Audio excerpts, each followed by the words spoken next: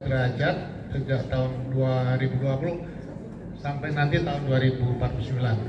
Kenaikan permukaan laut juga mengancam dengan laju sekitar 0,3 sampai 0,5 cm per tahun di perairan Indonesia. Itu fakta yang dunia, baik global maupun Indonesia, yang kita hadapi bersama. Di dalam pendidikan Islam itu, saya kira kalau soal bicara firman, bicara hadis, semuanya sahih, semuanya pasti paham betul di luar kepala. Kalau ada terjadi kerusakan, semuanya bisa bersuara vokal. Tapi di dalam kenyataan, di dalam pendidikan Islam, bahwa kurikulum kita itu belum mengintegrasikan yang namanya tadi pesan-pesan Al-Quran, Al-Hadis dengan bagaimana kita menyelamatkan lingkungan itu. Belum terintegrasikan. Karena tugas kita semua, saya lihat sudah banyak yang bicara tentang ini dari pagi, dari kemarin saya lihat luar biasa. Tinggal bagaimana kita mengimplementasikan bahwa kurikulum kita itu sudah harus lebih maju, harus kita reformasi supaya betul-betul memberikan pemahaman yang utuh kepada anak-anak kita, tidak hanya menghafal ayat-ayat Al-Quran, tetapi bagaimana ikut berkontribusi di dalam menyelamatkan lingkungan, baik dalam bentuk pemberian pemahaman maupun dalam bentuk praktek yang nyata. Itu yang penting. Kita di dunia pendidikan harus juga ikut berkontribusi untuk menyelamatkan bumi ini. Antara lain yang paling sederhana, kita ajak anak-anak kita mencintai alam ini dengan cara apa? Menanam. Misalnya pesantren itu ya tiap santri datang kita suruh tanam satu pohon, nggak usah jauh-jauh. Itu hal-hal yang sederhana. Kalau sekian ribu santri, sekian juta santri di Indonesia, setiap tahun itu akan ada tanaman pohon-pohon baru yang ikut menyelamatkan bumi ini. Itu salah satu contoh peran kita, ya, umat Islam di dalam dunia pendidikan itu langsung berkorelasi positif terhadap penyelamatan bumi. Itu yang paling penting. Nah, oleh karenanya ya, kita harus tidak hanya dilakukan oleh Asabri saja, Sabri saja, tetapi ini harus dilakukan oleh banyak pondok pesantren, banyak dilakukan oleh lembaga-lembaga pendidikan lainnya, maupun baik itu pendidikan umum, pendidikan agama di konvensional, maupun pendidikan di dalam dunia pesantren. Nah, caranya gimana? Ya ini mau nggak mau, suka nggak suka, ya pertama GUPI sebagai motor. Kita siapkan dulu contoh 100 madrasah di GUPI barangkali. Bagaimana kita mengintegrasikan kurikulum yang kita sebutkan tadi belum terintegrasi, lalu itu diberikan betul ya kepada anak-anak kita dengan menyiapkan untuk guru-guru yang sudah punya ilmu yang terkait dengan substansi untuk melestarikan lingkungan. Dia tidak hanya menghafal ayat saja, tidak berarti. Ada yang bercerita dengan saya kemarin tuh, kita ini terlalu banyak ya pesantren hafal Quran, tapi tidak ada pesantren bagaimana katanya mengimplementasikan isi Al-Quran itu. Jadi banyak yang hafal, tapi soal adab pun kadang-kadang kita berikan contoh yang bagus. Dulu ya, ini kita sedikit refresh, kita dengan orang tua, kita dengan guru, kalau gurunya duduk di atas, kita duduk di bawah. Kalau sekarang gurunya duduk di bawah, muridnya duduk di kursi. Itu di pesantren saya lihat. Jadi artinya apa? Keteladanan sudah nggak ada. pendidikan karakter udah hilang. Jadi aktivitas-aktivitas terkait dengan pelestarian bumi ini ya itu juga dengan keteladanan. Oleh karenanya mungkin GUPI jadi motor penggerak itu ya dengan acara hari ini, kemudian ditindaklanjuti dengan langkah-langkah yang konkret. Langkah konkret ini penting, tidak habis di seminar, tidak habis di kongres. Karena kita memang sudah menghadapi masalah kerusakan lingkungan yang mengancam bumi kita ini. Bukan baru akan dan telah terjadi. Tapi kalau dimulai dari pesantren melakukan itu, ribuan, ratusan ribu pesantren melakukan, dunia pendidikan juga melakukan, aman Indonesia, insya Allah. Itu saja yang dapat saya sampaikan karena waktunya pendek. Nah, saya sudah siapkan materi, silakan dibagi lengkap bagaimana langkah-langkahnya termasuk terkait kurikulum. Itu saya ungkapkan sudah lengkap sekali, dan juga saya mereferensi buku yang dicetak oleh Kementerian Agama terkait ayat-ayat ekologi. Terima kasih. Wassalamualaikum warahmatullahi wabarakatuh. Waalaikumsalam warahmatullahi wabarakatuh. Pendidikan Islam yang bermutu menuju Indonesia Emas, karena membangun Indonesia yang bermutu itu perlu sinergi antara berbagai pihak, pihak swasta, ormas keagamaan, dan tentu saja masyarakat. Dipersilakan Prof. 7 sampai 10 menit maksimal. Baik, terima kasih Bu Yen. Assalamualaikum warahmatullahi wabarakatuh. Yang saya hormati Pak Basri dan teman-teman dari GUPI, our distinguished guest dari berbagai negara, dan Ibu Bapak yang saya hormati. Dalam waktu singkat, saya menyimak dari tadi pagi Pak Menteri menyampaikan beberapa catatan, dan kemudian beberapa speaker juga menyambung pembicaraan tentang pendidikan yang sedang ada di dalam guncangan artificial intelligence. Jadi saya kira ini penting bagi kita di GUPI dan juga bagi semua yang berkiprah di dunia pendidikan Islam. Yang pertama, kita ingin menyampaikan rasa syukur per hari ini Mbak Marjuki, alhamdulillah persentase pendidikan agama Islam terutama di madrasah mengalami kenaikan yang terus-menerus signifikan dari angka partisipasi kasatid. Jadi catatan kami 10% jumlah lembaga pendidikan Islam bertambah Pak dalam per 5 tahunan, dan jumlah siswanya 15% bertambah. Itu artinya ada keinginan dan keyakinan orang tua untuk memasukkan putra-putrinya ke pendidikan Islam, baik bentuknya madrasah maupun sekolah Islam. Dan itu berbanding terbalik Pak Juki, Pak Amir, dengan data yang dimiliki pada persekolahan. Jadi memang persekolahan mengalami stagnan dan sedikit penurunan pada saat madrasah mengalami kenaikan. Ini patut kita syukuri. Akan tetapi data juga menunjukkan bahwa anak-anak yang di madrasah datang sebagian dari kelompok masyarakat ekonomi lemah. Ini tidak bisa dipungkiri, dan Umu Sabri berjuang sebelum 2013 berarti di papan bawah, tapi sekarang Umu Sabri mungkin sudah berada di papan tengah dan atas. Nah, catatan ini yang barangkali apa yang harus dilakukan untuk mendorong agar 95% sekarang ini madrasah ini swasta. Jadi memang ini PR yang bersama-sama GUPI dan pemerintah harus mendorong penguatan ini. Catatan yang dari pagi Pak Menteri sampai barusan juga dari Malaysia sampaikan adalah akan terjadi seperti dehumanisasi pendidikan di era AI ini. Dan catatan yang saya baca di beberapa literatur, memang buku yang ditulis oleh Jonathan Haidt, ini psikolog sosial, tentang generasi yang cemas. Berikutnya Mas, generasi cemas ini memang datanya real Bapak Ibu, dan ini yang harus ditangkap oleh kita di GUPI dan juga lembaga-lembaga pendidikan Islam.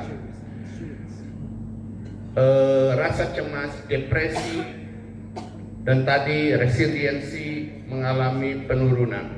Rumah sakit jiwa, data di Amerika menunjukkan sangat tinggi. Dan ini mencemaskan. Jadi the anxious generation ini real di depan kita. Yang kedua, buku yang baru diterbitkan tahun-tahun lalu, belum lama ini Bapak Ibu. Berikutnya Mas, itu ada buku yang ditulis oleh Kissinger, Menlu kita yang Menlu Amerika yang lama saya kenal kecil, dan mantan dekan bidang IT di MIT. Ini AI akan memungkinkan risk of loss, meaning of meaning, makna dari kehidupan bisa berkurang. Ini juga menjadi tantangan apa yang bisa dilakukan oleh kita. Jadi meaningful life ini menjadi perhatian. Nah, terkait dengan ini Bapak Ibu tadi disampaikan informasi akan masuk kepada HP kita, dan anak-anak juga akan masuk ke yang disebut dengan cognitive bias. Anak-anak kita akan terus disuguhi informasi yang dia sukai. Kalau Ibu Bapak sekarang buka HP, tiba-tiba muncul yang Bapak Ibu sukai. Dan ini akan terus menerus dan dia membuat kognitif dia bias. Ini juga yang saya sangat khawatirkan. Jadi kalau anak buka terus menerus yang sesuai dengan dirinya dan AI tahu, dia akan terus dicokoki itu, dan ini membahayakan kalau tidak diberikan informasi yang seimbang. Nah, yang berikutnya ini menjadi daya tarik sekaligus tantangan bagi GUPI yang disebut dengan competitive advantage of Islamic education. Ini menurut saya menjadi peluang. Mari kita bergandengan tangan, jadikan kesempatan ini untuk justru pendidikan Islam masuk di sini. Untuk values-nya dan bagaimana reframing kembali pendidikan Islam di bawah GUPI dan mitra-mitra GUPI bersama-sama, agar mari hadapi era AI ini dengan tenang, tetapi dengan meyakinkan bahwa pendidikan Islam, Islamic values-nya akan menjadi benang merah dari seluruh proses pendidikan, bukan hanya dalam pembelajaran tapi pembudayaan di masing-masing satuan pendidikan. Jadi sinergi menjadi sangat penting sebagai dasar untuk membuat ekosistem ini. Dan Ibu Bapak, ekosistem bukan hanya koordinasi, tetapi benar-benar kita menyatukan langkah, bertukar pikiran. Kalau tidak saling bereplikasi, replikasi tidak arah, tetapi saling belajar dan saling mengisi bagaimana Islamic values menjadi alternatif dalam kurikulum seluruh satuan pendidikan Islam. Saya kira itu yang paling utama. Saya hampir semua pembicaraan mengaitkan ini, sekaligus AI harus kita taklukkan untuk menjadi alat belajar, tapi pada saat yang sama sekolah akan menjadi tempat satu-satunya yang paling kuat untuk membangun karakter. Kalau istilah Jonathan Haidt, karena sudah beralih dari play based, ya. Dulu kita main sejak kecil bersama teman, sekarang ke phone based, dan ini kehilangan besar bagi anak-anak kita. Dan mudah-mudahan lembaga-lembaga pendidikan Islam bisa menangkap ini menjadi peluang. Mari kita kembalikan sekolah, madrasah kita jadi place untuk anak-anak kita dan menanamkan karakter. Saya kira itu Bu. Terima kasih. Terima kasih. Persilahkan kepada Bapak Profesor Dr. Imam Tolhah MA, beliau Ketua Dewan Pakar DPP GUPI, dengan tema model pembelajaran yang efektif untuk membangun karakter Islami pada generasi digital. Sudah ditayangkan? Ya. Kebetulan tadi narasumber mancanegara juga banyak membicarakan tentang AI. Ini saya menggunakan sedikit, karena waktunya sedikit, mungkin langsung ke ini diagram.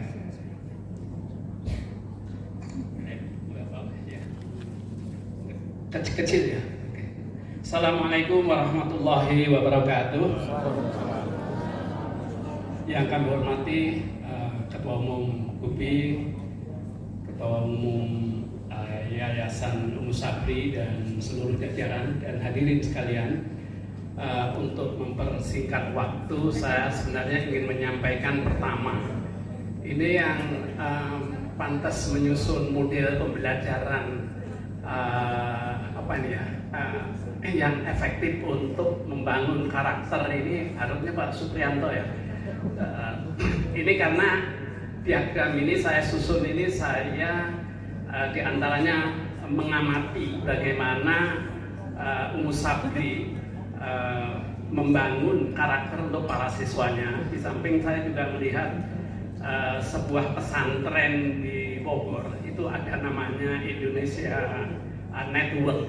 Di sana khusus belajar tentang IT. Jadi di sana juga sistem pesantren. Di samping juga saya melihat dari pendidikan di Utak Umul Qura, pendidikan yang menekankan kepada adab, ya, pada adab dan Quran. Di samping juga pengalaman-pengalaman melihat madrasah-madrasah unggul yang dulu Pak Profesor Fasli Jalal membangun di tahun berapa itu, 2008 sampai berapa, ada madrasah aliyah unggul, ada sanawiyah unggul, kemudian juga di samping itu sekolah-sekolah unggul. Karena background saya itu lebih pada peneliti ya, jadi saya melihat bagaimana karakter itu dibangun oleh sekolah-sekolah yang hebat ini. Nah, saya ini mengambil sebenarnya masing-masing sekolah itu punya keunikan. Mungkin Umus Sabri punya keunikan, yang Dinyah Putri punya keunikan, dan juga di tempat-tempat lain. Tapi saya meng-highlight menjadi sebuah diagram model yang ini mungkin bisa dikembangkan di antaranya mungkin di berbagai tempat. Dan syukur-syukur kalau nanti di UPI ini bisa membuat sebuah model-model dari madrasah-madrasah yang bagus, jadi menjadi kompilasi dari model-model. Nah, di sini saya dari melihat apa yang ada di berbagai sekolah madrasah unggul itu, ini unsur pertama, ini saya membaca dari bawah. Itu setiap sekolah itu mesti memiliki perencanaan, pengorganisasian, ya, juga pengendalian, pengawasan, ya, tentang karakter yang diajarkan di sekolah, baik itu intra maupun ekstra school. Nah, kemudian di sana mesti ada proses pembelajaran yang sifatnya itu keagamaan, yang ini juga intra dan ekstra. Nah, dari situ kurikulum, pedoman, dan aturan tentang karakter itu tertulis. Jadi umumnya sekolah-sekolah yang bagus itu dia menuliskan karakter apa saja yang harus dilakukan oleh anak didiknya.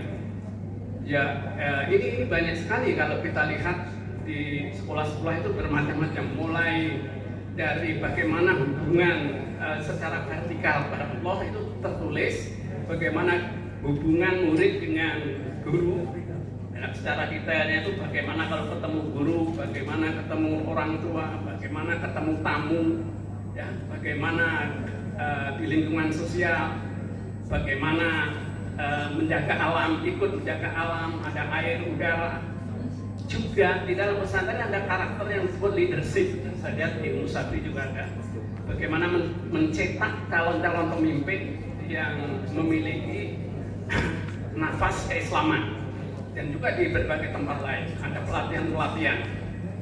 Juga ada bagaimana karakter perilaku diri. Ini misalnya pengendalian diri, ada sabar, ada tanggung jawab, dan lain-lain. Ini secara detail. Nah, ini masing-masing daerah memiliki uraian yang berbeda-beda dari segi jumlahnya. Tetapi ada hal yang penting, di sini ada mesti kolaborasi antara sekolah dengan orang tua.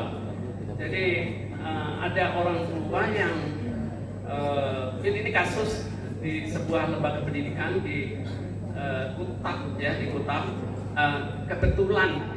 Kebetulannya itu anak itu mengambil mangga, ini contoh saja, mengambil mangga, lalu mangga itu sisanya juga pulang. Ibunya melihat bahwa anak itu memanggil mangga, ditanya mangga dari mana, ya, dari pesantren staf tadi.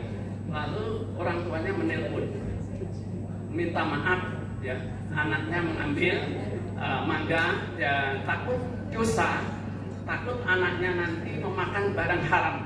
Jadi kan berarti kolaborasi antar orang tua dan pesantren itu berjalan baik. Dan saya kira itu di berbagai tempat juga begitu. Jadi kolaborasi orang tua dan sekolah itu secara timbal balik dan itu sifatnya harian. Dari kapan saja orang tua bisa melaporkan kasus-kasus yang terkait dengan karakter. Lalu ada hal yang unsur yang penting itu ada namanya bimbingan amal soleh. Jadi anak bagaimana dia berlaku amal soleh kepada masyarakat sekitarnya. Juga ada ritual, seperti sholat duha dan seterusnya. Kemudian juga ada tadarus, ada refleksi, ada kontemplasi, ada tafakkur, ada tadabbur, ada tazakur. Juga, nah ini untuk yang punya IT ya, model di Bogor itu ada journaling, ya, ada juga menggunakan AI itu sebagai instrumen untuk melakukan disiplin dan juga untuk refleksi tentang persoalan-persoalan agama. Demikian juga salah satu unsur yang itu juga dilakukan oleh berbagai pesantren atau sekolah dan madrasah adalah apa itu yang paling atas itu? Nah, yang namanya ketauladanan.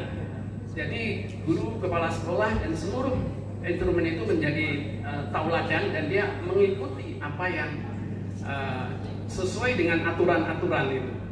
Nah, samping itu juga ada pembelajaran yang sifatnya karakter berbasis teknologi digital karena sekarang ini era digital, terutama sekolah-sekolah yang mengembangkan digital seperti di Ulu Sabri.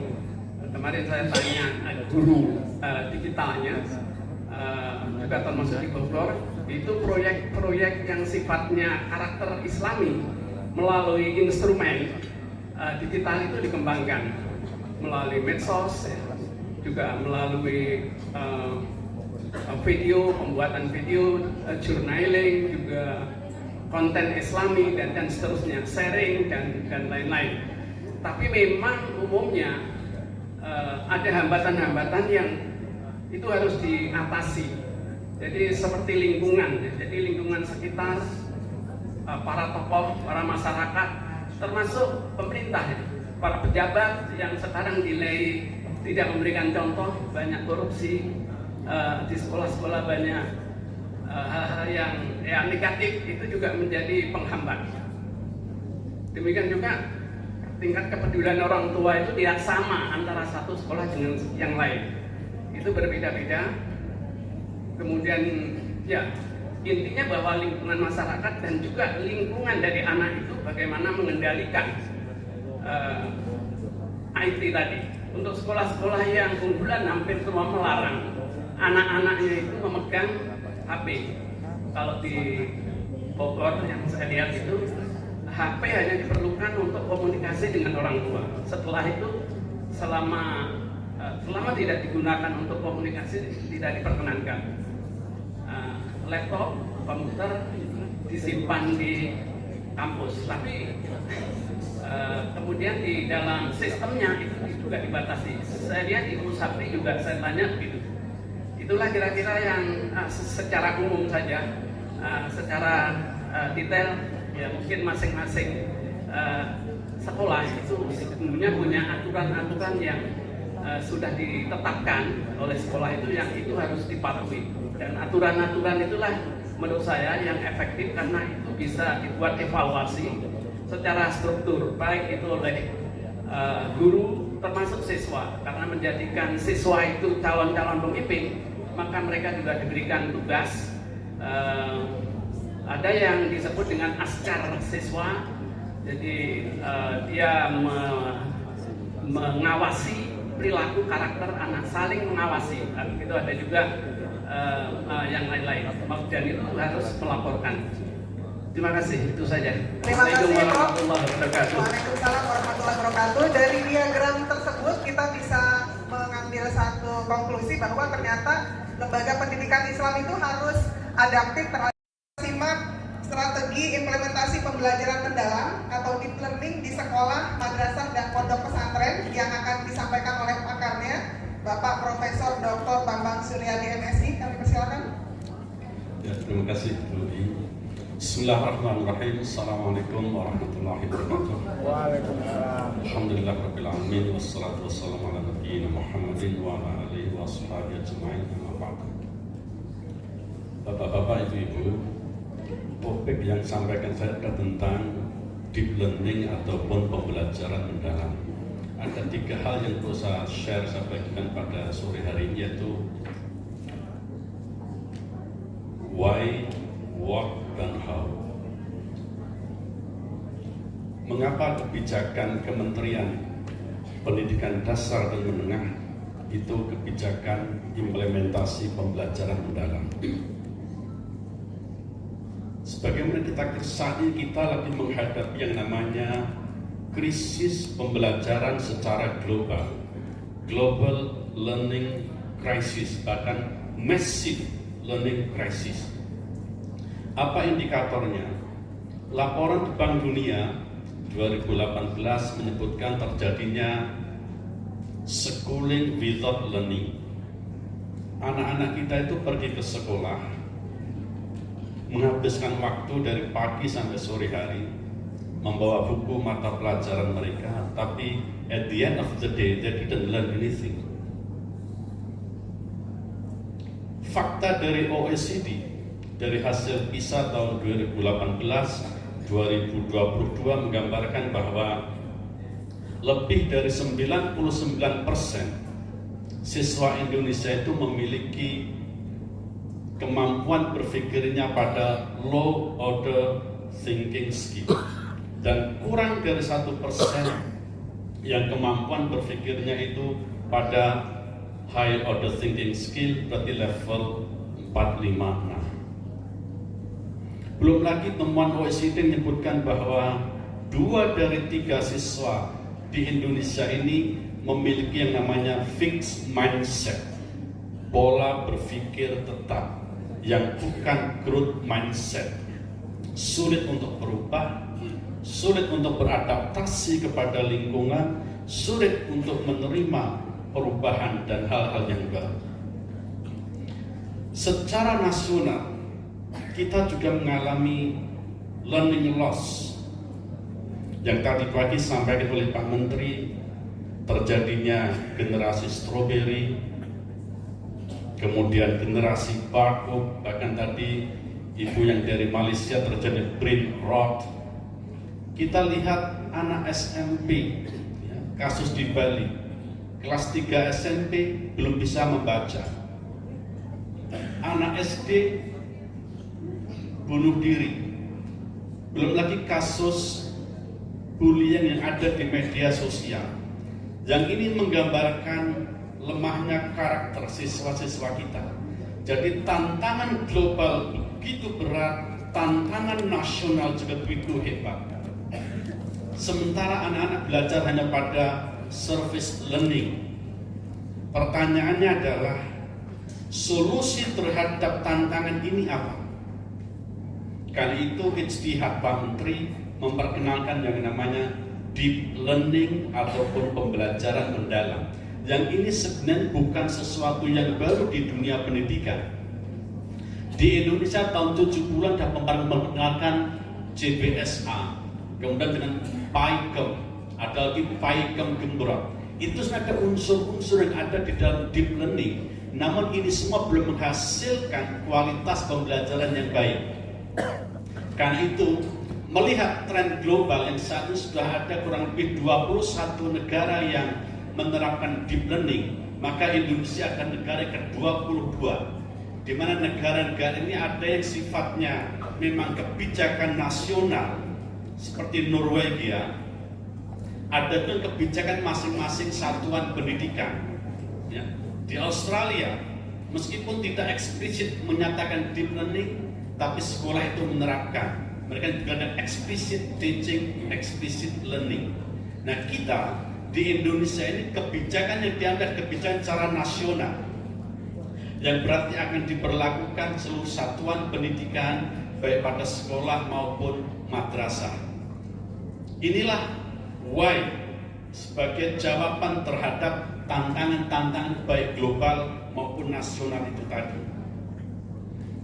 Sekarang, apa itu deep learning? Bahwa deep learning yang kita terapkan di Indonesia ini bukan deep learning sebagaimana yang ada di negara-negara lain itu yang diperkenalkan oleh Michael Fullan sebagai pakar ataupun figur yang memperkenalkan ini. Kalau kita amati secara detail dalam definisi Michael Fullan, secara sederhana bisa kita pahami deep learning sebagai proses untuk mencapai 6C kemampuan global itu: karakter, citizenship, collaboration, critical thinking. Tapi di Indonesia, kalau bahasanya anak muda, bahwa pembelajaran mendalam sangat Indonesia banget. Berarti dia mengakar kepada local wisdom. Dia berbasis pada nilai-nilai lokal, tapi juga mengadaptasi pada nilai global. Karena itulah kata kunci penting dalam definisi ini yang langsung oleh Pak Menteri, yaitu adalah pendekatan pembelajaran yang memuliakan. Yang tadi paparan Prof. Fauzan Nurdin dari AEUM itu juga, tapi dia mengambil pada surat Watin. Maka kita juga walaqad karramna bani Adam. Allah sendiri akan memuliakan manusia. Apakah guru-guru tidak akan memuliakan muridnya meskipun mereka keterbatasan? Apakah murid-murid tidak akan memuliakan guru-gurunya? Tapi fakta yang ada sekarang, guru tidak berani bertindak karena apa? Mereka tidak banyak perlindungan hukum, tidak proteksi, sehingga mereka dipidanakan dan seterusnya. Setelah ini memuliakan, maka dibingkai dalam 3 nilai yang sangat penting, yaitu nilai yang berkesadaran, mindful, bermakna, meaningful, dan menggembirakan, joyful. Mengapa diambil istilah menggembirakan bukan yang menyenangkan? Selama terjadi miskonsepsi, fun learning hanya diartikan pada pembelajaran yang penuh dengan ice breaking. Anak bisa tertawa gembira, tapi at the end of the process they got nothing. Karena itulah menggembirakan konteks ini adalah ketika anak bisa menginternalisasi dan memahami dan mengaplikasikan apa yang mereka terapkan. Tidak cukup dengan 3 prinsip ini, tapi ini harus dalam proses yang menyeimbangkan antara olah pikir, olah hati, ya, olah rasa dan olah fisik. Inilah konsep tawazun ataupun keseimbangan. Dalam keseimbangan ini perlu dilakukan secara holistik dan integratif. Inilah kata kunci penting dalam definisi deep learning yang Indonesia. Ada integratif, holistik, olah pikir, olah rasa, olah hati, olah fisik, kemudian berkesadaran, bermakna, dan menggembirakan. Tapi paling utama nilai adalah memuliakan. Yang kedua, dalam konteks implementasi telah terjadi miskonsepsi dan mispersepsi terhadap pembelajaran mendalam. Difahami seolah-olah pembelajaran mendalam sebuah kurikulum baru. Bukan, dia sebuah pendekatan. Ibarat iklan teh sosro, apapun makanannya, minumannya tetap teh sosro.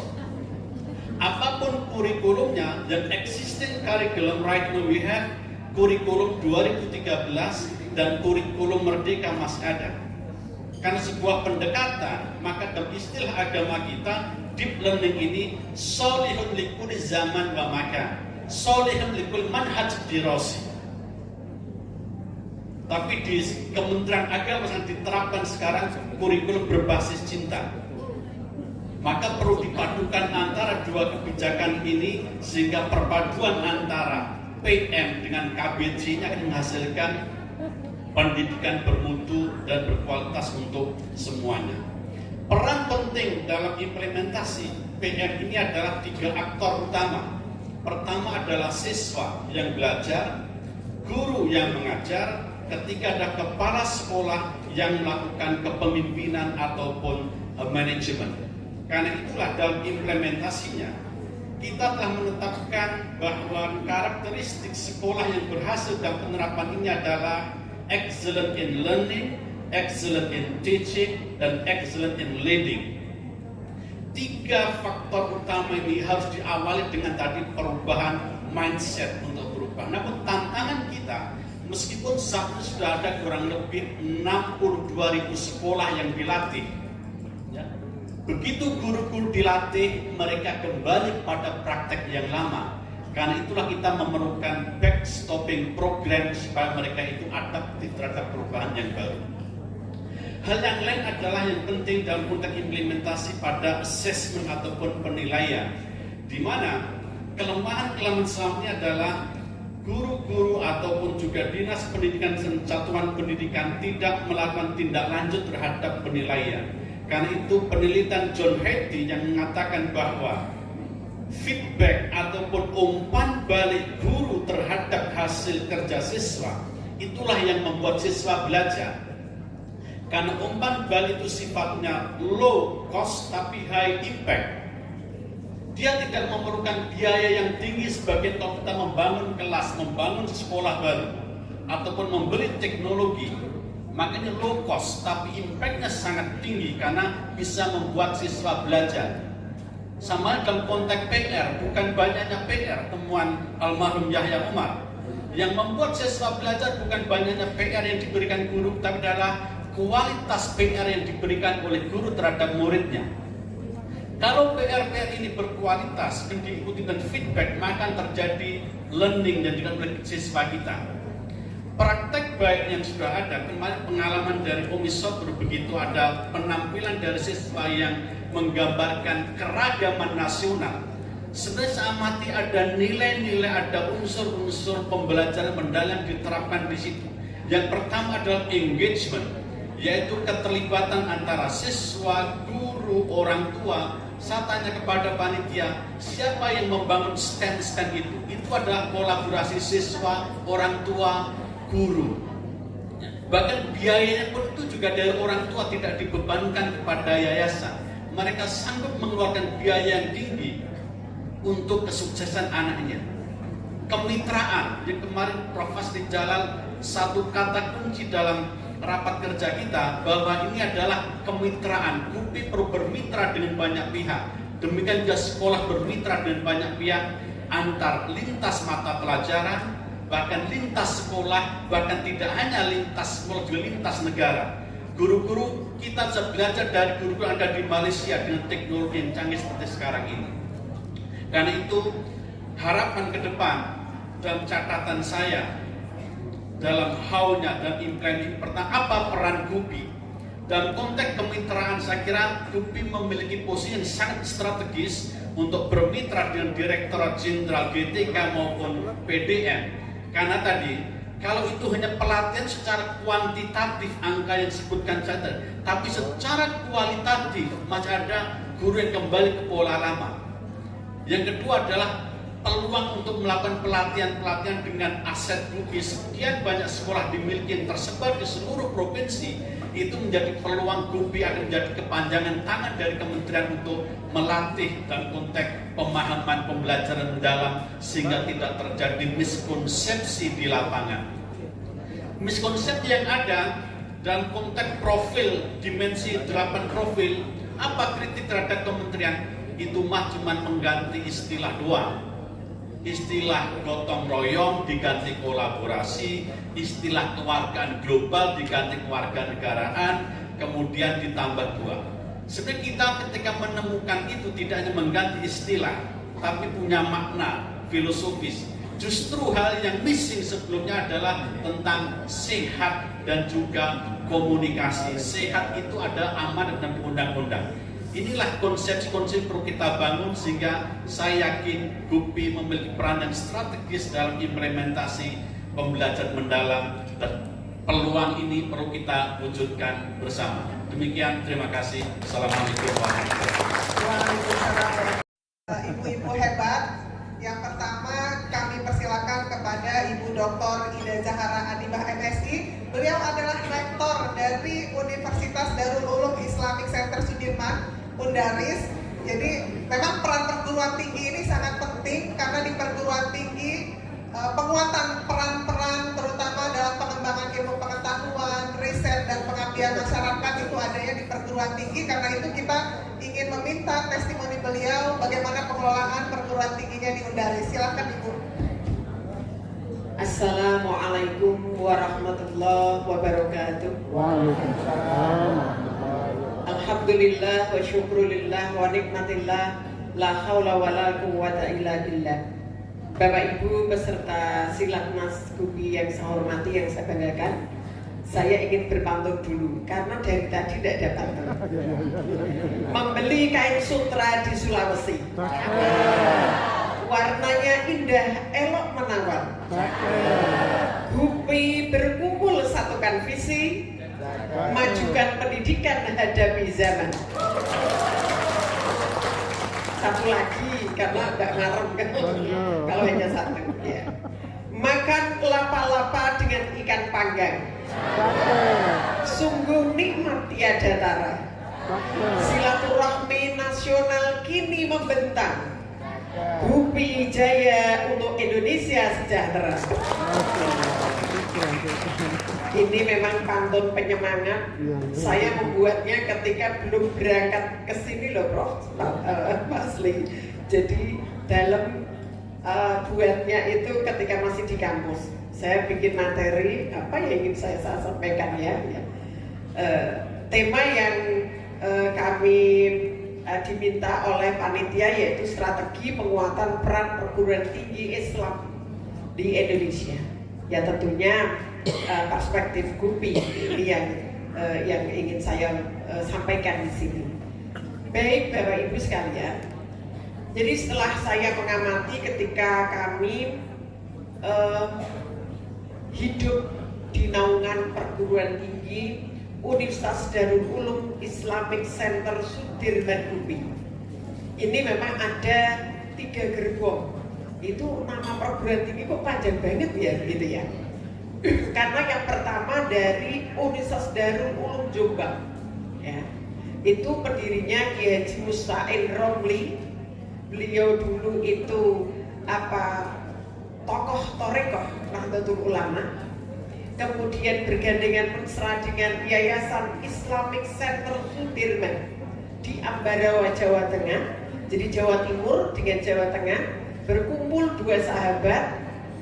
Kemudian karena beliau sama-sama aktif di Gupi pada waktu itu ya, di Golkar ya, maka kemudian Yayasan Islamic Center Sudirman itu ditambah Gupi sehingga Undaris ini 3 gerbong, begitu ceritanya. Nah, maka saya hidup di sana Bapak Ibu karena saya begitu lulus kuliah itu langsung mengabdi di Undaris itu. Bapak Ibu, ada persoalan perguruan tinggi Islam swasta.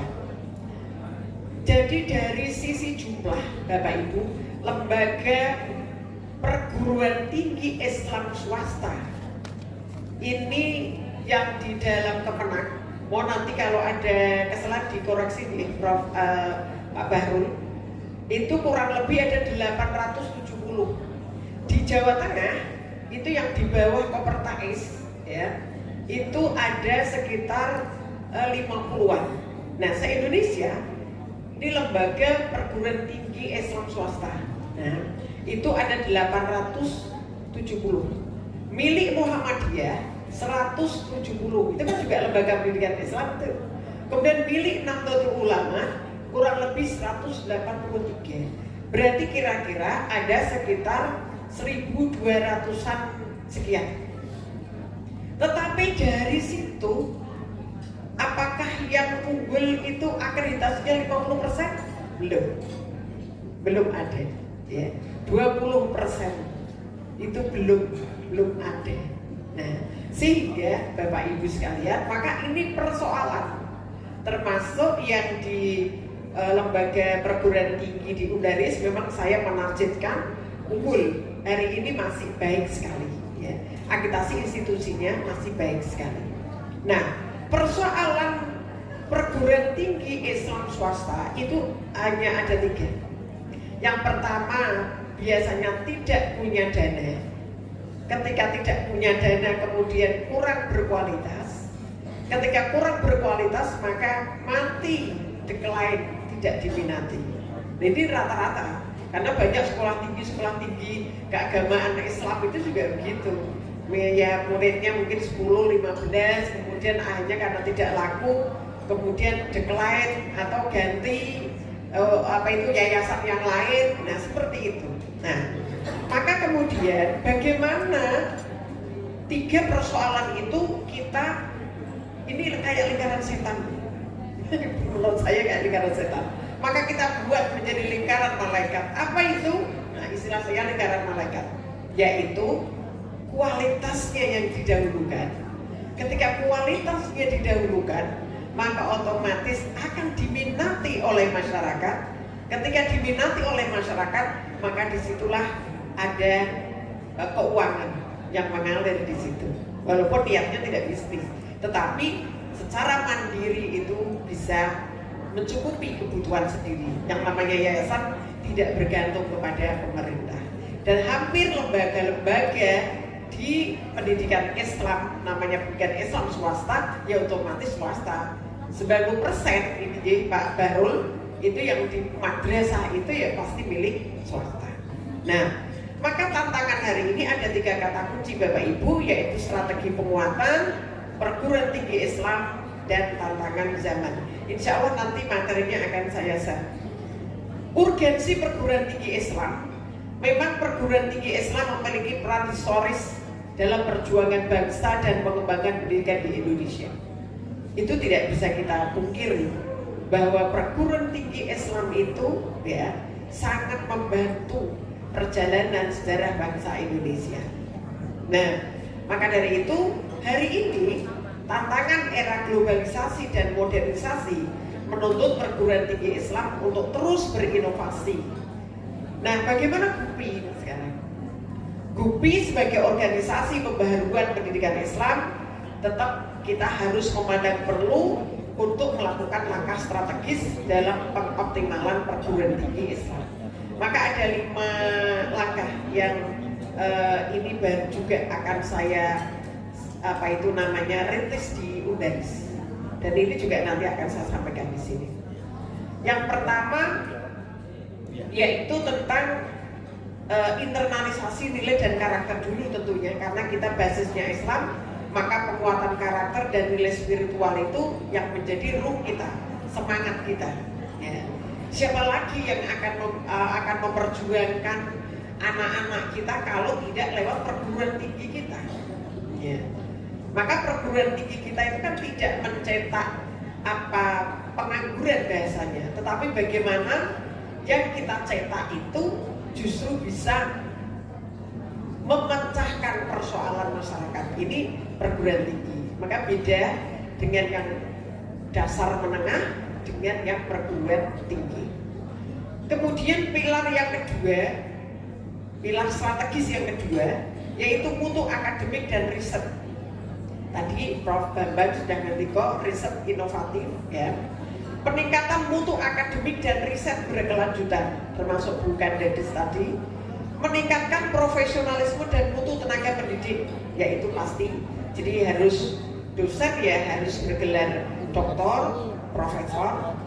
Kemudian mengembangkan budaya riset multidisipliner yang berfokus pada isu-isu sosial, ekonomi, dan lingkungan. Kemudian menyediakan solusi akademis yang integral.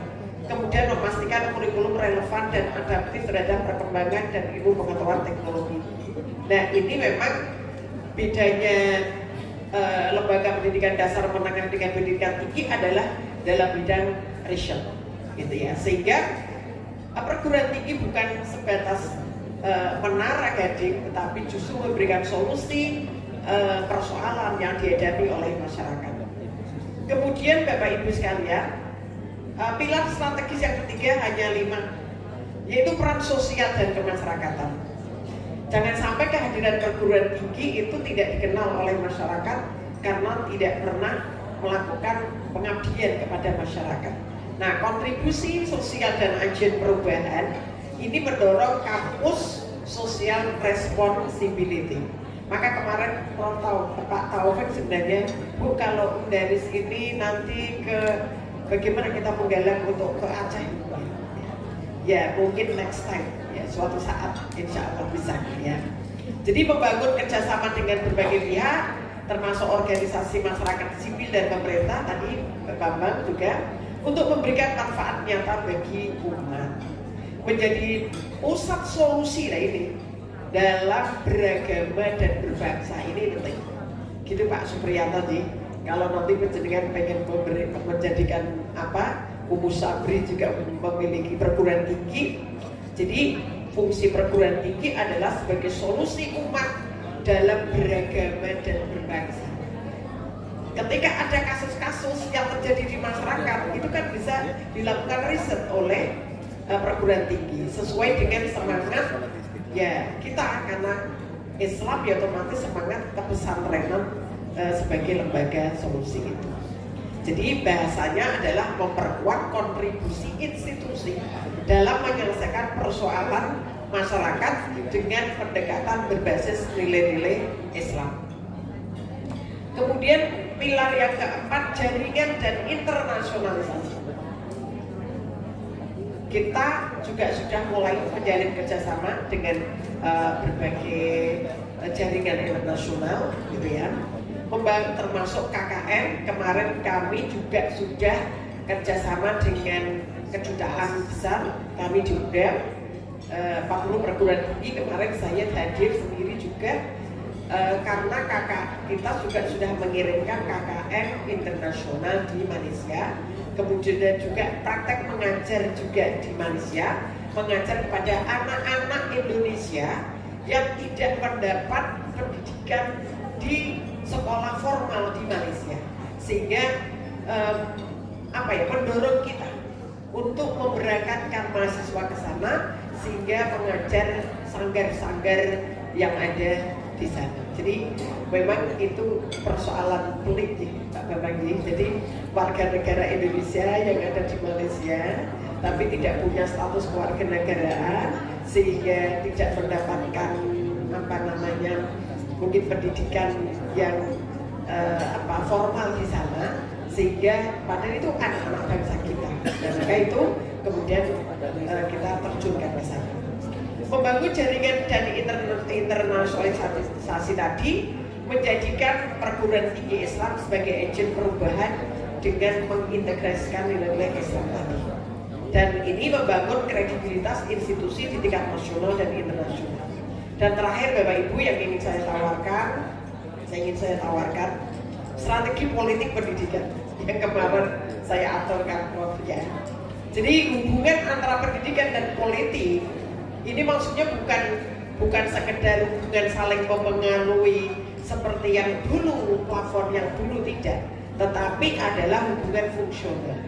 Jadi ketika kita dekat dengan pemerintah, dalam arti dekat itu bukan kita minta-minta, tidak, tapi kita menjadi partner yang ideal seperti ormas-ormas yang lain, sehingga ketika perjalanan arah bangsa ini salah satunya juga digawangi oleh perguruan tinggi Islam milik UPI, maksud saya begitu, sehingga ada kontribusi yang nyata perguruan tinggi ini ketika bisa menentukan arah perjalanan bangsa.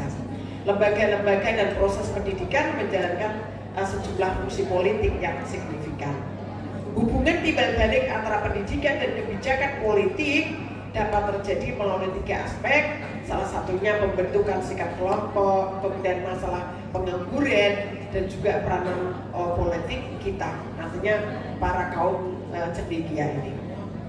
Dan kesimpulan Bapak Ibu sekalian, yang terakhir yang ingin kami sampaikan di forum ini, kayaknya pas ini bukan jenis yang ternyata dialog publiknya itu malah ini ya Kak, namanya waktunya terarah gitu ya Pak. 10 menit memang gitu ya. Kesimpulannya, perguruan tinggi Islam diharapkan tidak hanya menjadi menara gading intelektual, tetapi juga mercusuar moral dan agen bagi solusi bagi permasalahan umat dan bangsa. Kemudian yang kedua, dengan strategi yang tepat, perguruan tinggi Islam dapat mewujudkan misi Islam sebagai Islam rahmatan lil alamin. Ini yang kita idam-idamkan. Dalam konteks apa? Islam rahmatan lil alamin, yaitu dalam ilmu pengetahuan, kebudayaan, dan juga peradaban di Indonesia. Ini yang ingin kita gagas gitu ya. GUPI, nah sekarang PR-nya GUPI, mendorong perguruan tinggi Islam untuk menguatkan peran transformatifnya melalui 5 pilar strategis tadi, yaitu penguatan karakter, mutu akademik, kontribusi sosial, jaringan global, dan strategi politik pendidikan. Demikian yang bisa kami sampaikan, kurang lebihnya mohon maaf. Wabillahi taufiq wal hidayah. Wassalamualaikum warahmatullahi wabarakatuh. Waalaikumsalam warahmatullahi wabarakatuh. Seperti kata Bu Ida tadi, dialog publik kita efektif dan efisien 10 menit 10 menit. Mbak-mbak yang oleh Ibu Dr. Ida Rashidah, beliau adalah tokoh perempuan di Wanita GUPI yang akan memaparkan bagaimana peran perempuan tidak hanya di ranah domestik tetapi juga di ranah publik. Dan ternyata perempuan-perempuan muslimah itu banyak sekali kontribusinya yang dituangkan juga di dalam buku yang ditulis oleh para ibu-ibu di DPP Wanita GUPI. Karena itu kami mengharapkan mbak-mbak yang ada di belakang untuk menyimak, karena ini sangat penting untuk memotivasi kita supaya kita menjadi perempuan yang betul-betul menjadi inspirasi untuk masyarakat di sekitar kita. Kami persilakan kepada Ibu Dr. Ida Rashidah, pengurus dari DPP Wanita GUPI dan juga dosen Ui Syarif Hidayatullah Jakarta. Bismillahirrahmanirrahim. Assalamualaikum warahmatullahi wabarakatuh. Alhamdulillah wassalatu wassalamu ala rasulillah. Yang saya hormati Bapak Ketua GUPI, Profesor Sijalal, juga Bapak Ibu yang tidak bisa saya sebutkan di sini. Karena waktunya sempit, sebenarnya betul yang sudah dijelaskan oleh Bu Wikin, kami sedang membuat tulisan tentang perempuan inspiratif pejuang transformasi pendidikan. Karena itu apa yang akan saya sampaikan juga dekat kaitannya dengan apa yang sudah dilakukan oleh perempuan-perempuan di pesantren, di universitas, di komunitas yang semuanya guru sebanyak 14 orang. Tapi mereka punya imajinasi yang sangat baik, punya kemampuan mengembangkan agensi yang sangat kuat, sehingga kemudian bisa mengelola komunitasnya, mengelola pesantrennya dengan baik. Mengapa saya akan mulai sekilas saja mengapa menulis buku soal perempuan inspiratif dalam bidang pendidikan ini penting. Pertama, karena sudah banyak perempuan berkontribusi dalam dunia pendidikan, tetapi seringkali tidak terdengar. Itu karena tidak ada bukti tertulis, tidak ada fakta sejarah. Apalagi kalau kita lihat di zaman Soeharto, itu sumber data yang sangat kuat gitu, itu dihilangkan, terutama misalnya tentang keterlibatan perempuan di gerakan kayak Gerwani. Betapapun buruknya, itu adalah bagian dari sejarah kita yang tentu saja datanya tidak bisa dihilangkan. Nah, itu menjadi penting karena itu menarasikan dalam bentuk tertulis apa yang sudah dilakukan oleh perempuan, itu menjadi sangat penting. Di samping juga kemudian ada bias-bias maskulin yang kemudian mengapa sejarah di masyarakat kita itu atau di dunia bahkan kurang dikenal secara perempuan. Makanya kita kenal hanya history, tapi kita tidak pernah kenal apa itu her story. Itu bagian dari penting mengapa ini perlu kita bahas. Lalu karena waktunya sempit, saya akan langsung pindah ke dari buku yang kami tulis ini ada 3 model pembaharuan yang dilakukan oleh perempuan. Pertama, pembaharuan pendidikan di universitas. Itu dilakukan oleh 3 tokoh yang salah satunya sangat kita kenal, yaitu ada Ibu Nurhayati Jamas yang melakukan pembaharuan dalam bidang pendidikan, terutama beliau mencoba mengintegrasikan keislaman di dalam keilmuan-keilmuan yang itu kemudian dipraktekkan di Universitas Islam Al-Azhar. Jadi beliau membuat buku pedoman tentang bagaimana mengintegrasikan Islam atau keislaman, nilai-nilai keislaman ke dalam ilmu pengetahuan. Ya tentu saja kalau di universitas kita perlu pemahaman tentang epistemologi yang baik, ontologis dan lain-lain. Tetapi apa yang sudah diinisiasi oleh Bu Nur Hayati Jamas dan kemudian didukung oleh rektor dan kemudian digunakan untuk seluruh fakultas di Universitas Al-Azhar itu satu bentuk pembaruan yang sangat baik. Yang kedua, misalnya pada pembaruan di bidang akademik dilakukan oleh Ibu Siti Ruhaini Zuhayati. Beliau adalah dosen di UIN Sunan Kalijaga, terus kemudian menjadi advokat untuk bidang hak asasi manusia. Tapi juga beliau sekarang ini sedang menjadi duta besar di Uzbekistan. Beliau salah satu perempuan yang punya visi misi yang sangat baik gitu ya. Yang salah satu kontribusinya dalam bidang pendidikan adalah bagaimana mengintegrasikan kesetaraan gender atau kemisteriaan, itu kata yang biasa beliau sebutkan gitu, ke dalam mata kuliah di UIN Sunan Kalijaga. Dari situ bukan hanya UIN Sunan Kalijaga punya perspektif gender yang baik, tetapi juga UIN Sunan Kalijaga kemudian bisa memberikan peluang kepada teman-teman PSGA di sana. Kalau dulu disebutnya PSP, Pusat Studi Wanita, kalau sekarang disebutnya Pusat Studi Gender dan Anak, itu bisa membuat prodi khusus tentang studi gender.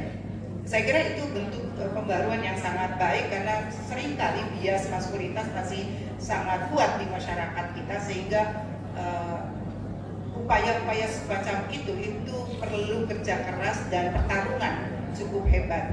Lalu kemudian ada Alimatul Muftiyah, itu dosen juga di UIN Sunan Kalijaga, tapi beliau sekarang menjadi kemarin sempat menjadi komisioner Komnas Perempuan dan beliau juga menjadi sekjen di Alimat.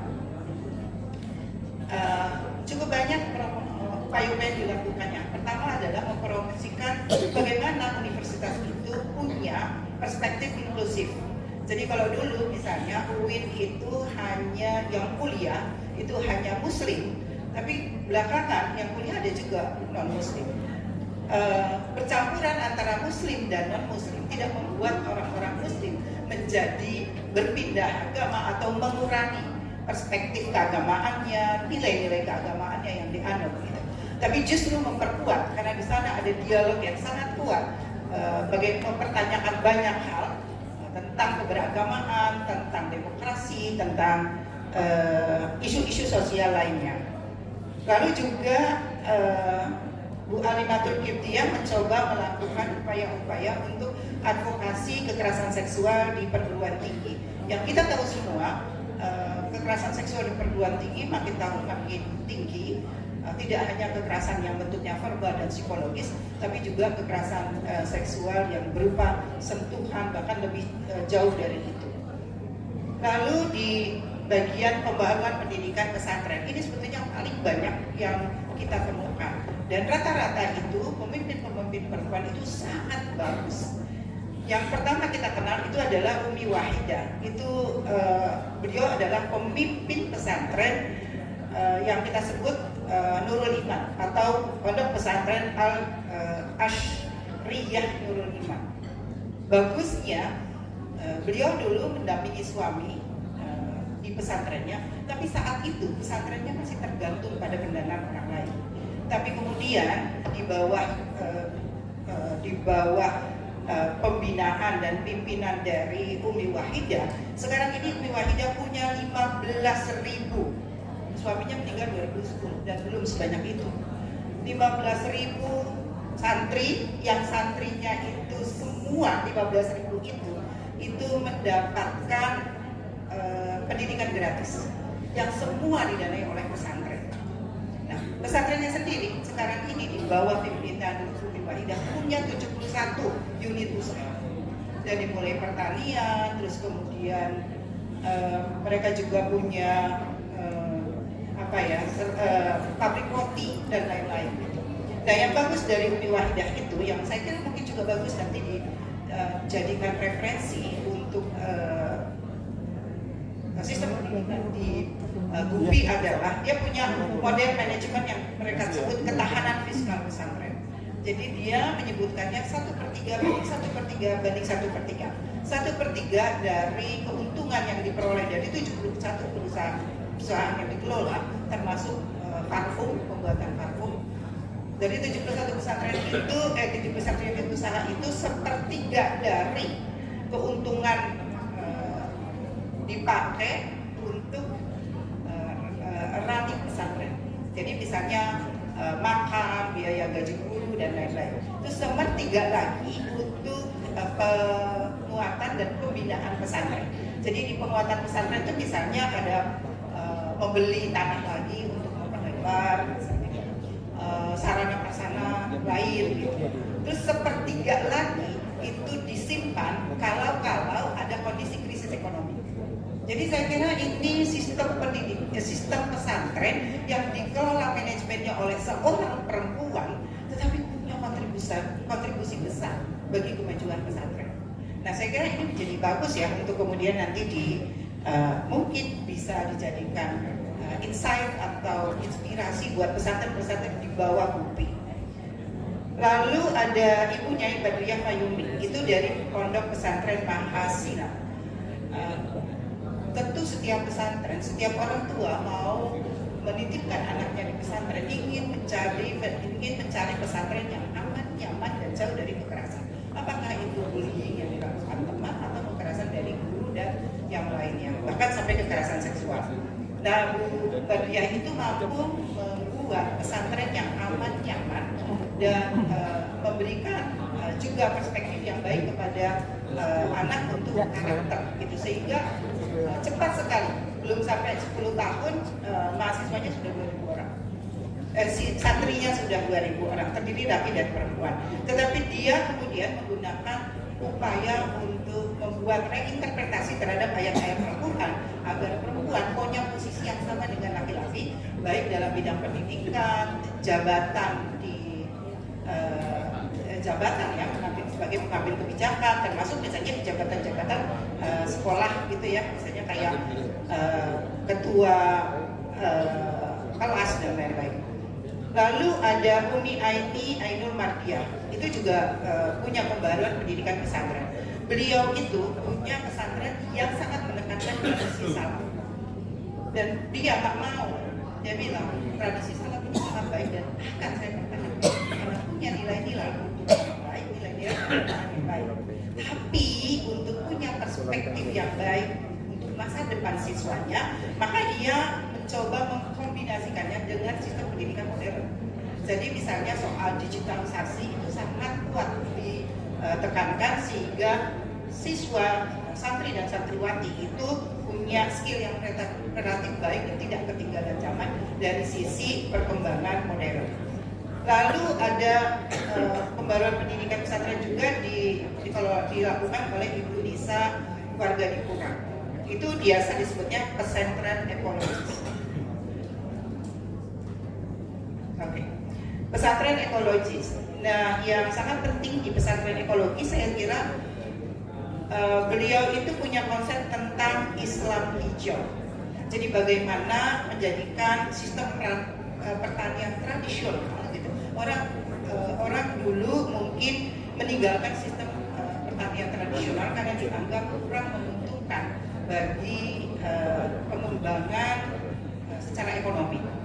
Lalu dia mencoba membuat pesantren dengan pendekatan yang berbasis nilai-nilai keislaman plus lokal wisdom.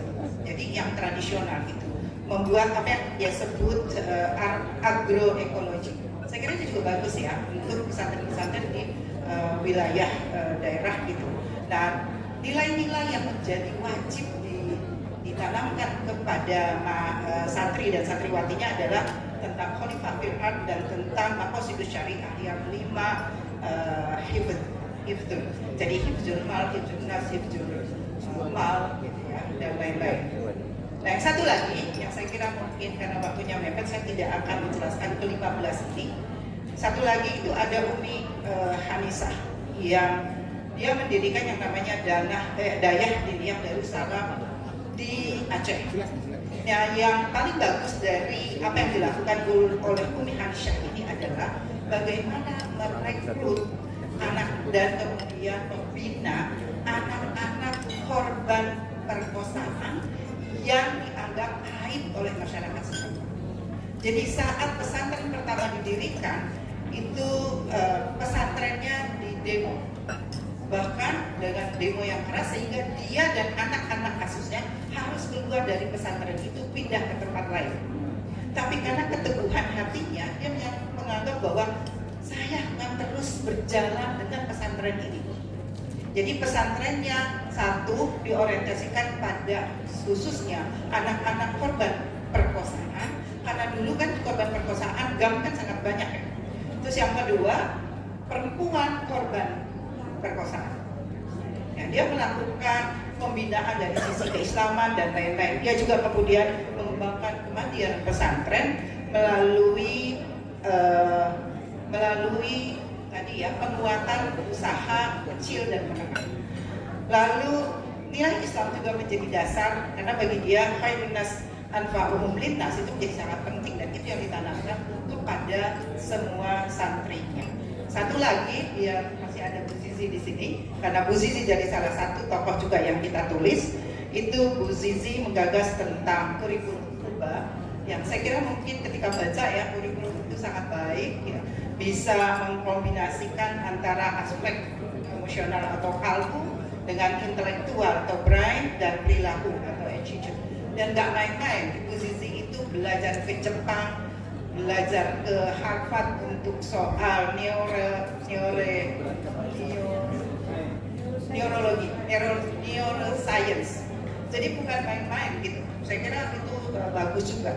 Jadi apa yang dilakukan perempuan harusnya juga menjadi perhatian kita semua, karena dulu apa yang kita buang mungkin sangat berguna nantinya untuk masa depan masyarakat Indonesia, khususnya untuk pembaruan pendidikan Islam. Jadi Bapak dan Ibu tolong nanti setelah kita cetak, ini masih dalam bentuk dummy, setelah dicetak nanti tolong juga dibeli. Berharap bahwa ini bukan jualan ya, berharap mungkin bisa menjadi insight bagi Bapak Ibu untuk mengembangkan pesantrennya di wilayah masing-masing. Begitu, tetapi juga yang terakhir, buku ini juga ditulis dan tokoh-tokoh yang kita ambil itu dari beragam latar belakang. Jadi ada Muhammadiyah, ada Gubi sendiri, ada NU gitu. Jadi warnanya sangat beragam. Tapi tetap kita berpikir bahwa inklusivitas bagi tulisan itu menjadi sangat penting. Sampai di sini, terima kasih. Assalamualaikum warahmatullahi wabarakatuh. Waalaikumsalam warahmatullahi wabarakatuh. Bapak Ibu sekalian, masih ada kurang lebih 10 menit seperti kesepakatan kita tadi. Insya Allah di pukul 17.30 kita akan menyelesaikan agenda dialog publik ini.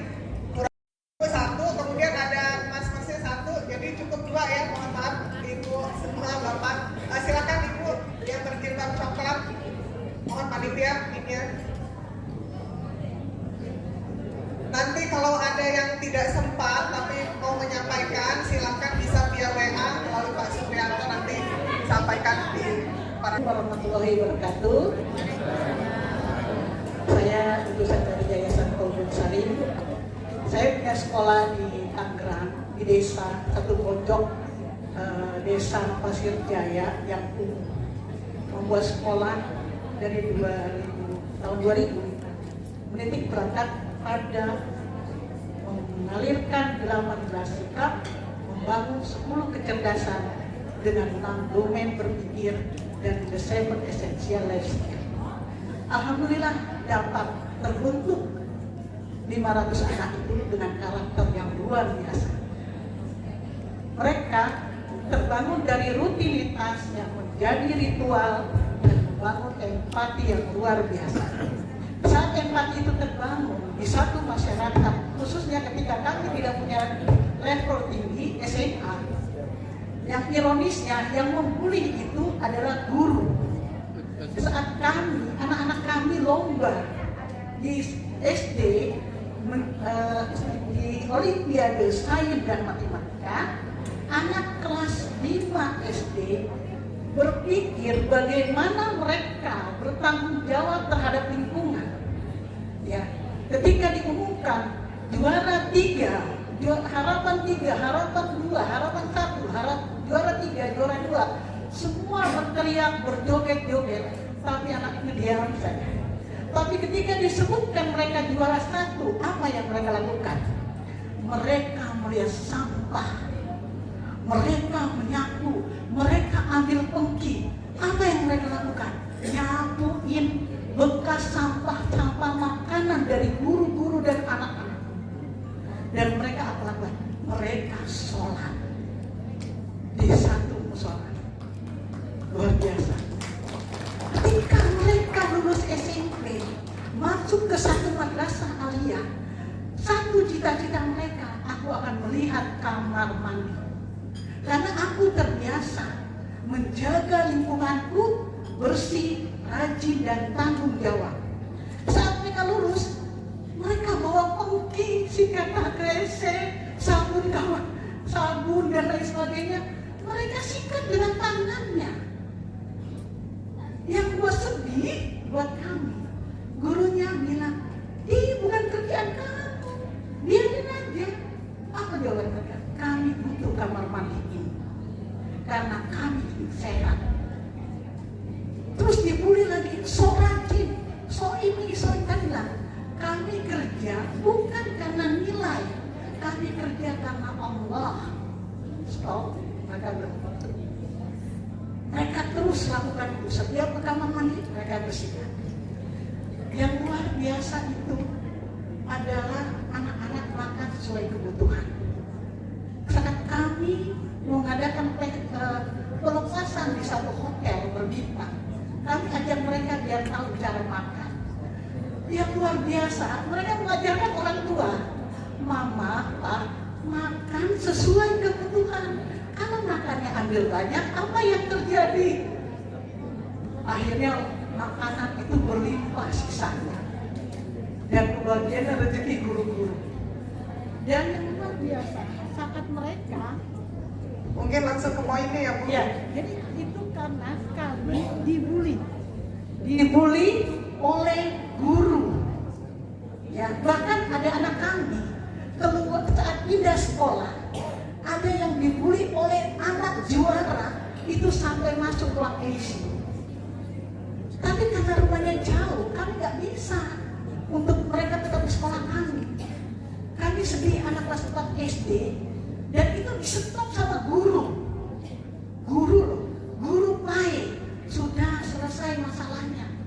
Akhirnya dia bilang, ma, aku mau sampai di mimpinya. Dokter bilang, ma, aku harus bicara dengan guru, aku harus bicara dengan teman, aku nggak nyaman.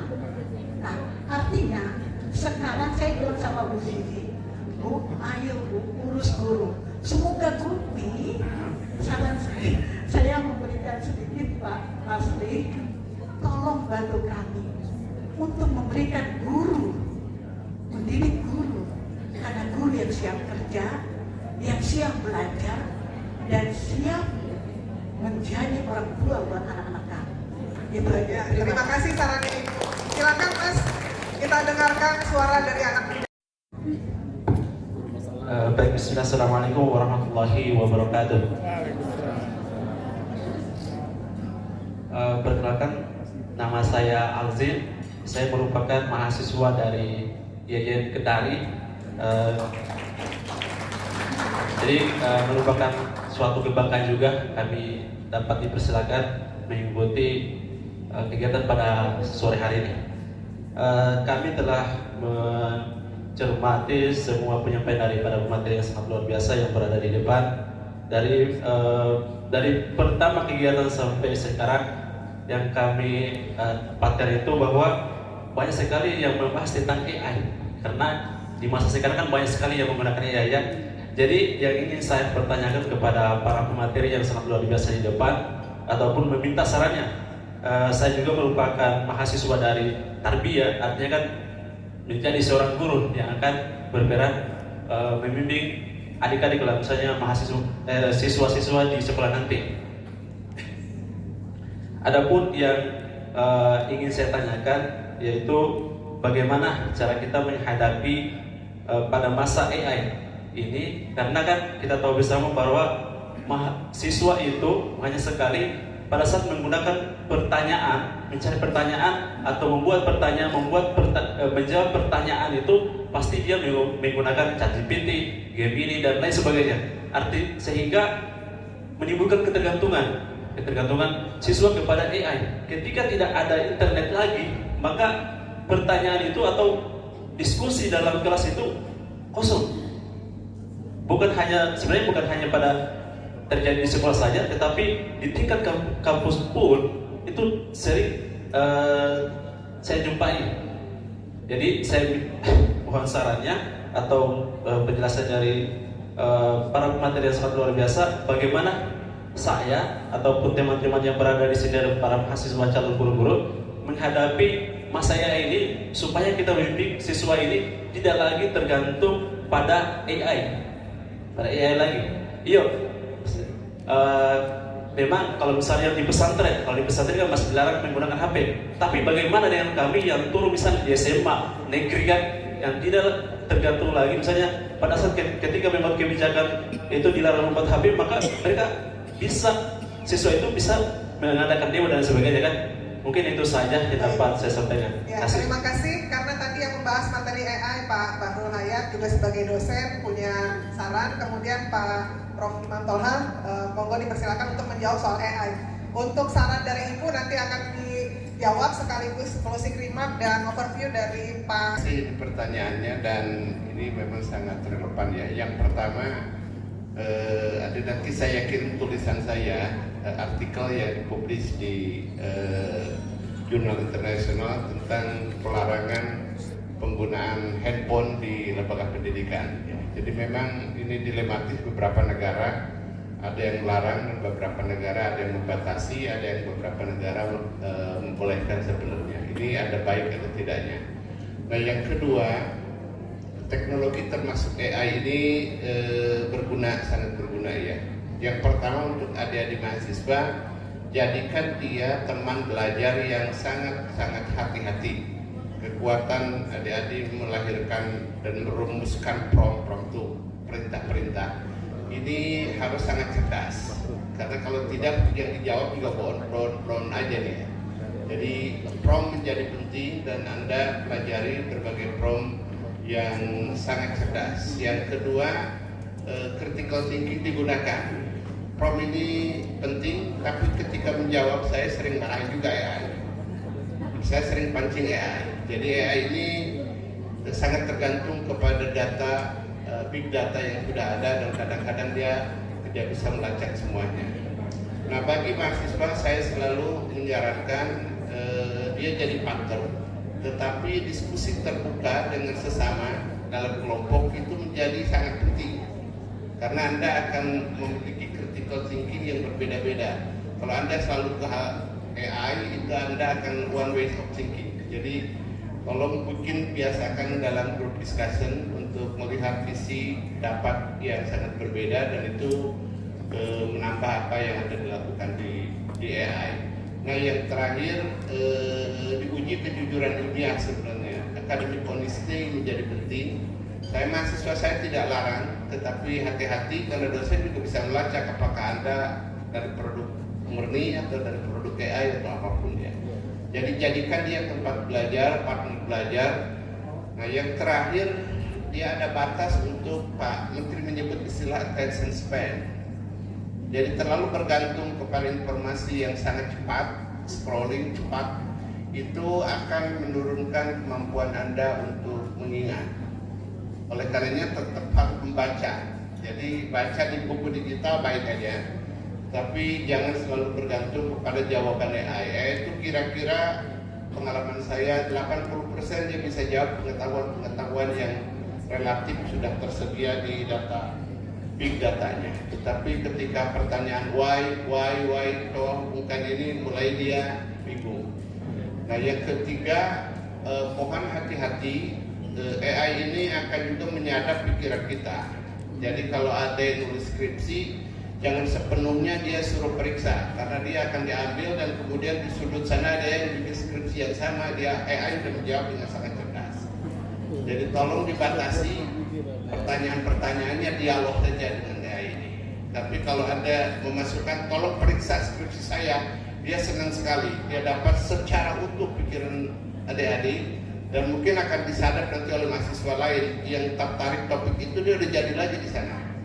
Nah ini mohon hati-hati penggunaannya, jadi jadikan dia partner dialog saja dan berikan prompt-prompt yang sangat tepat, kemudian minta perbandingan ke dia. Jadi Anda lebih kritikal, misalnya definisi tentang ini, oke, tapi Anda pancing lagi, berikan 3, mana referensinya, dan kemudian ada langsung minta linknya yang dibaca. Jadi mohon jangan langsung ditangkap ya, dengan kali dia bisa perintahkan link kan. Misalnya berikan definisi menurut Al-Ghazali gitu. Berikan linknya, sumbernya mana, dan kita bisa lari ke situ. Jadi saya menyarankan gunakan dia sebagai teman baik, batasi hal-hal yang sifatnya sangat rahasia untuk kepentingan publik, belum bisa diakses misalnya, karena dia akan dengan mudah memberi akses pada siapapun. Mungkin itu catatan. Selanjutnya Pak Prof, silakan Prof Imam. Ya, saya kira ini pertanyaan yang luar biasa, bagus ya, dan ini banyak juga ditanyakan di beberapa tempat ya.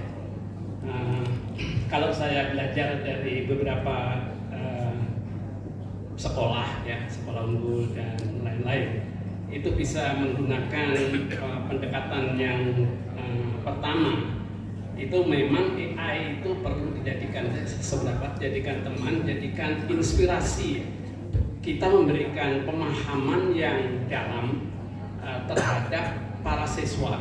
Jadi ada semacam dialog ya, dialog mendalam dari hati ke hati agar siswa itu memahami keuntungan ya, dan kelemahan dan kerugian menggunakan AI.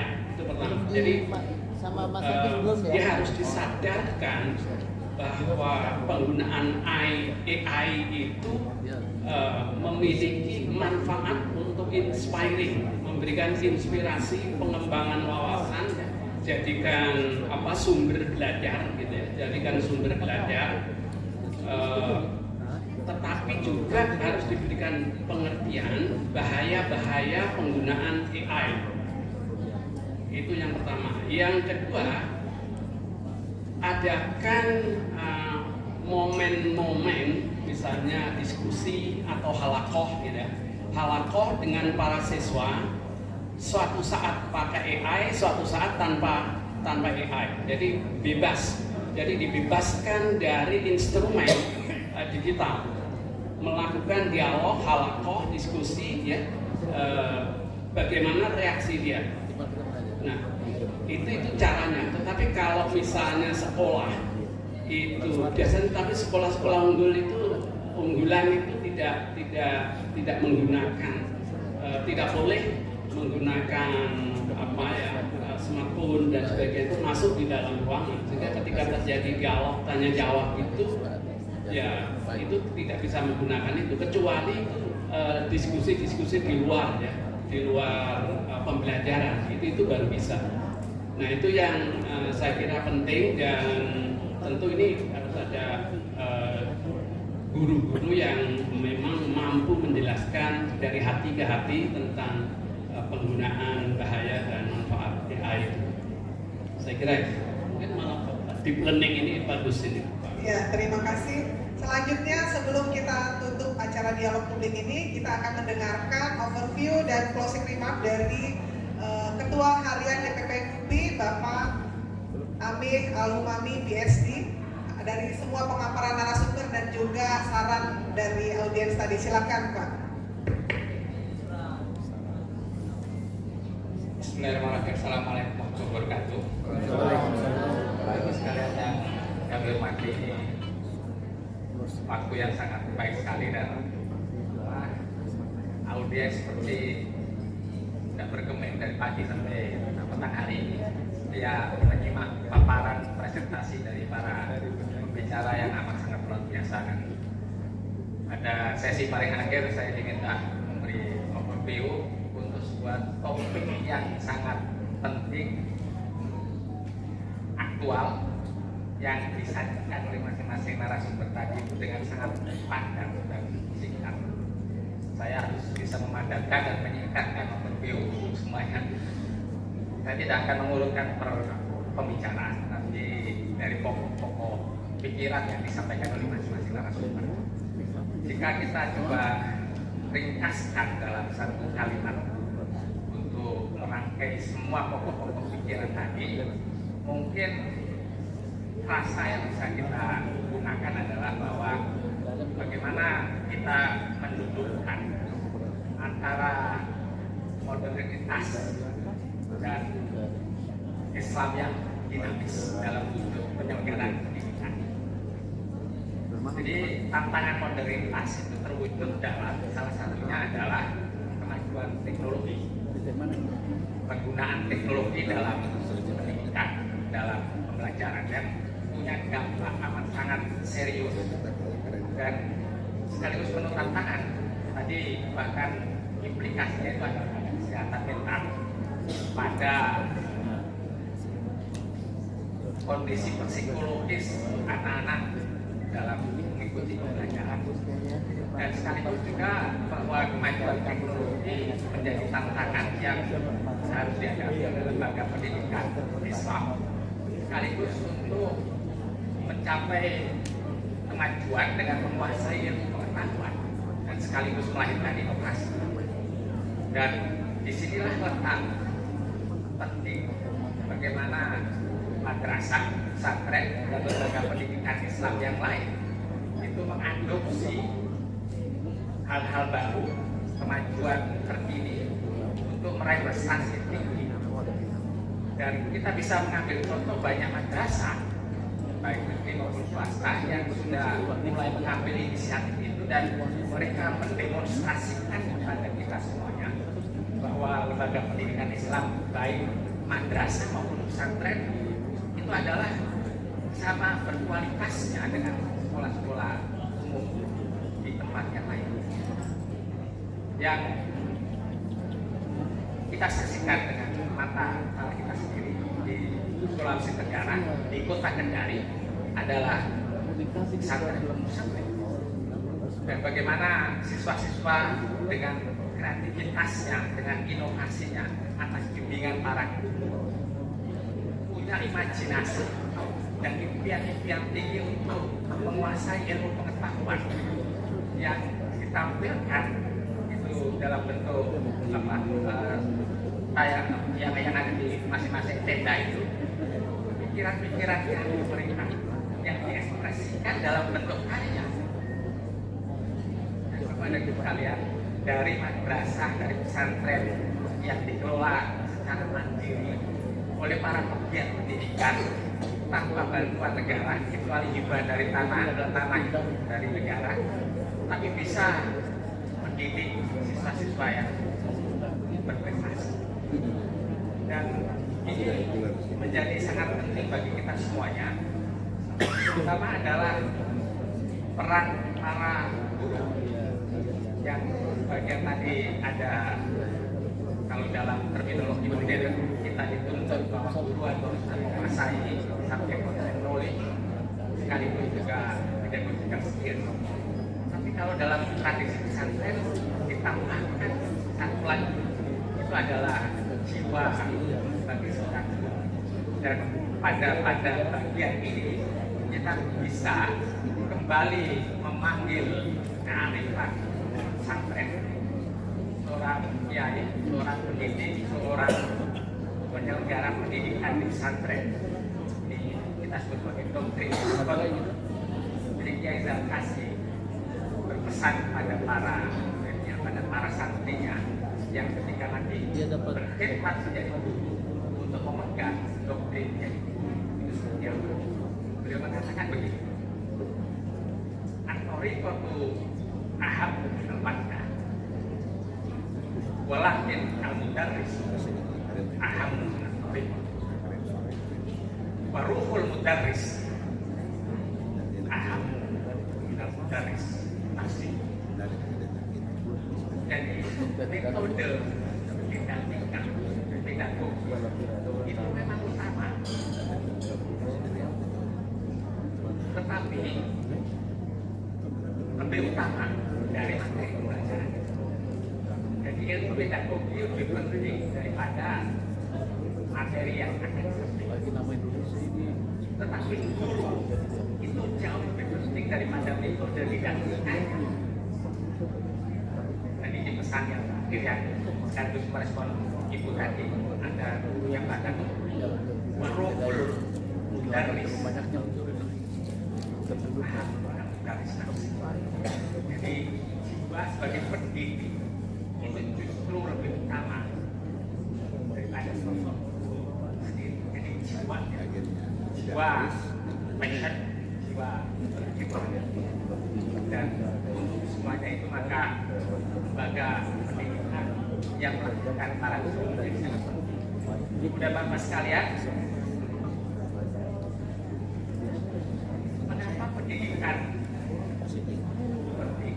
Dan tadi implikasi salah satunya pada penguasaan teknologi adalah kesehatan kita, isu karakter, pendidikan moral, pendidikan etika juga menjadi masalah besar. Dan di sini sekali lagi bagaimana role model bagi seorang guru menjadi sangat penting, dan sekaligus juga kita bisa berulang peran penting keluarga dan pengasuhan. Dan ibu dan tidak telah memaparkan figur-figurnya inspiratif dari sosok perempuan pejuang, perempuan pendidik yang karya-karyanya dan kiprahnya kita bisa saksikan satu-satu.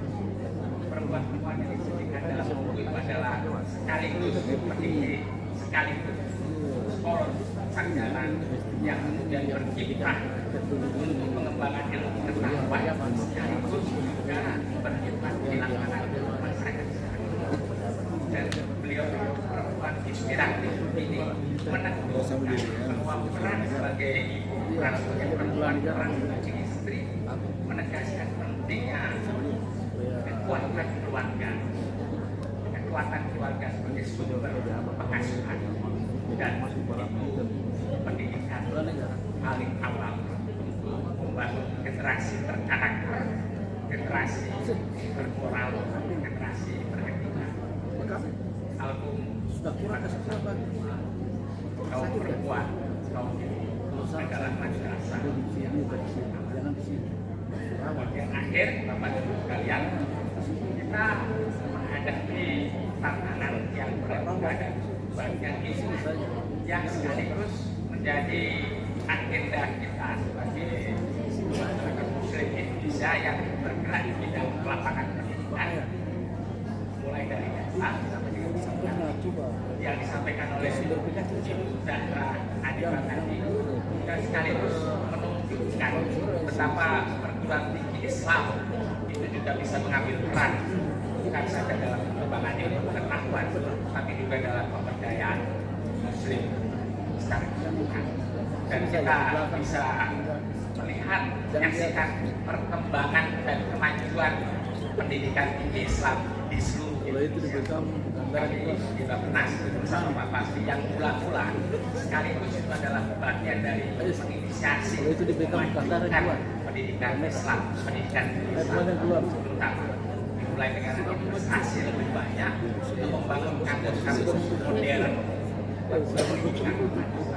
dan kita bisa menyaksikan kampus modern IAIN